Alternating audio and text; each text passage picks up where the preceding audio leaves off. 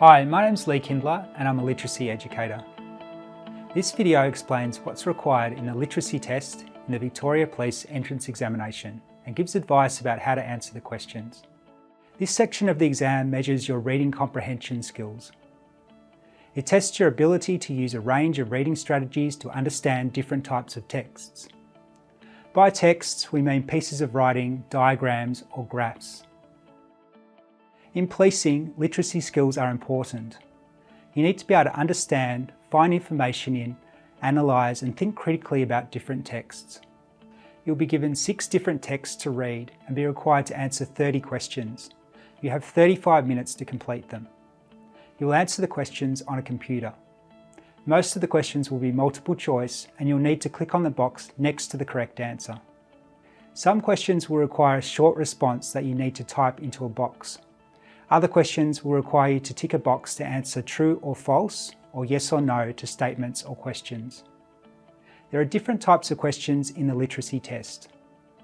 The questions may ask you to find detail in the text, identify the main idea or purpose of a text, identify techniques that the writer has used, infer information that is not specifically stated in the text, or identify the meaning of a word or phrase. We're going to look at examples of each of the different types of questions. We'll be using the text called Processed Meats Cause Cancer. It's a good idea to read the text before we look at the example questions. When you read the text, think about what type of text it is, the purpose of the text, and who the text might be written for, or the audience. This will help you to develop an overall understanding of the text, which will assist you in answering the questions. A few examples of text types are an opinion article, a newspaper report, an advertisement, building instructions, and a book review. Some examples of the text purpose are to inform, to persuade, to entertain, to instruct, and to evaluate. And the audience might be, for example, people of a specific age group, men or women, people with a particular interest, people from a specific place, or people who work in a specific profession. The words that the writer chooses and the way that the text is presented will change depending on the text type, purpose, and the audience. The text we're looking at, called Processed Meat Causes Cancer, is a newspaper report.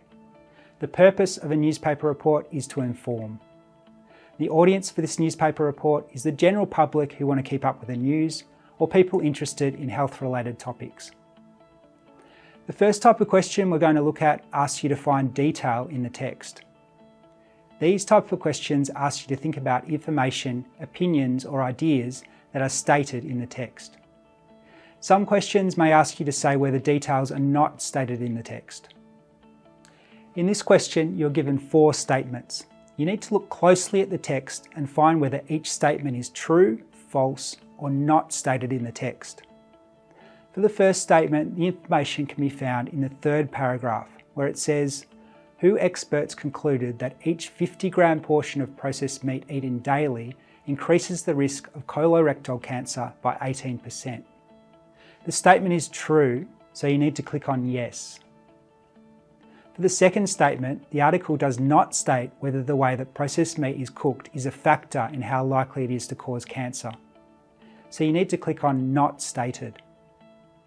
For the third statement, the first paragraph in the article says that red meat is likely to cause cancer. The statement that eating red meat definitely causes cancer is false, so you need to click on no. The answer to the 4th statement can be found in the 5th paragraph, which says that research has shown that about 34,000 cancer deaths per year worldwide can be attributed to diets high in processed meat. The number is over 30,000, so the statement is true. You need to click on yes. The next type of question we're going to look at asks you to find the main idea in the text or the purpose of the text. These type of questions ask you to think about the text as a whole. You may not find the answer written directly in the text. It will help you to think about the type of text that you've read. Is it a newspaper report, opinion article, advertisement, or other type of text? Consider the purpose of the text. Does the writer want to entertain, inform, or persuade the reader? Think about who the text is written for. Is it written for people in a certain age group, or for people who have particular interests? Read each sentence and decide whether it correctly describes the main idea or purpose. Looking at the first sentence, the article quotes an expert who says that the risk of developing cancer is small. He also says that it increases with the amount of meat consumed. This matches with the information in the text, which shows us that the answer A is probably right. It's good to check the other answers to make sure. Option B says that the results are inconclusive. This is false because the article explains there is a conclusive connection between developing cancer and eating processed meat. Option C says that a small amount of processed meat is safe. Again, this is false because this is not communicated in the article. Option D says that eating red meat and processed meat is very likely to give you cancer. This is false because there is a small risk. It is not very likely. So we can confirm that the correct answer is A. The next question asks you to identify techniques used by the writer. These types of questions may ask you to think about why the writer has presented information in a certain way, or for what reason they've chosen to include certain features. Again, it's helpful to think about the type of text you are reading and its purpose. The text is a news report, and the purpose of the text is to inform the reader by presenting information from different sources. Quotes are used in news reports to show, word for word, what has been said or written. The question asks us to choose the option that is not a reason why quotes were included in the report. Looking at the possible answers, quotes are used in this news report to provide differing opinions and differing facts. The report quotes experts from the International Agency for Research on Cancer and includes a quote from the Australian Meat Industry Council. This provides differing opinions and different facts, so option B is true. Quotes in a news report make the article more authoritative because readers can see that information is being presented directly from the source, so option C is also true. Quotes provide information straight from the source, so option D is true. Looking at option A, in a news report the writer does not present their own opinion. Quotes are not used to back up the opinion of the writer, so the option is not a reason why quotes were included. So the correct answer is A, because it is not a reason why quotes were included. This next type of question requires you to infer the answer. The answer won't be explicitly stated in the text, so you have to think about the content and work out the correct answer. In this question, you'll need to think about the opinions the WHO experts and the Meat Industry Council used, and on what point they disagree. Looking at the possible answers, both the WHO experts and the Meat Industry Council state that red meat can be nutritious. They don't disagree on this point, so answer A is wrong. Looking at answer B, the WHO says that red meat is likely to cause cancer, but the Meat Industry Council say that there is no causal link. They disagree on this point, so B is the correct answer. But let's check the other answers. We don't know if the Meat Industry Council think that processed meat can cause cancer. It isn't stated in the text. We can't say that the two groups disagree on this point, so answer C is wrong. We also don't know if the Meat Industry Council think that eating more processed meat increases the risk of cancer. So again, we can't say if the two groups disagree on this, so answer D is wrong. This confirms that answer B is correct. Inference questions can be tricky, so let's look at another one. In this question, again, you need to draw your own conclusions about the content in the text. You won't find the answer directly in the text. Answer A is a fact, but it does not show the importance of the study. It's incorrect. We can rule out answer B for the same reason. It doesn't demonstrate why this study is important. Answer C establishes the importance of the study. A large number of people that eat processed meat are affected. This answer is correct. Let's check answer D. While this statement may be true, it does not show the importance of the study. It's incorrect. This confirms that C is the correct answer.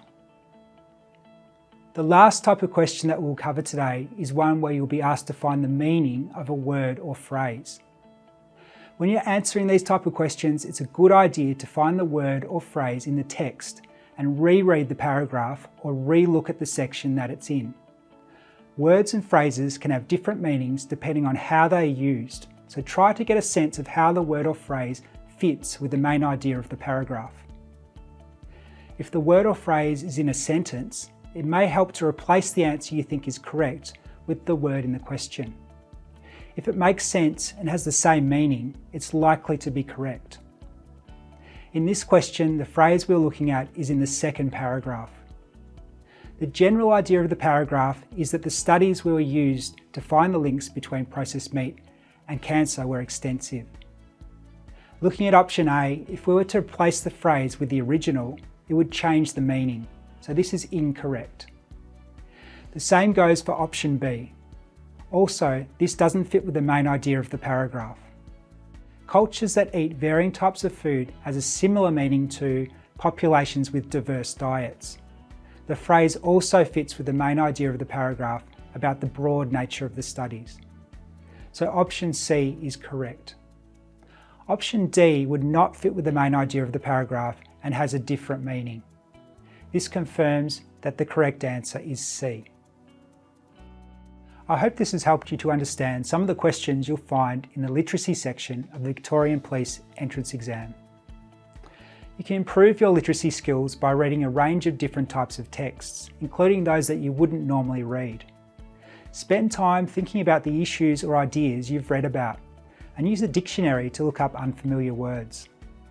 You can also read the chapter in Practice Now, Victoria Police Entrance Examination on literacy skills.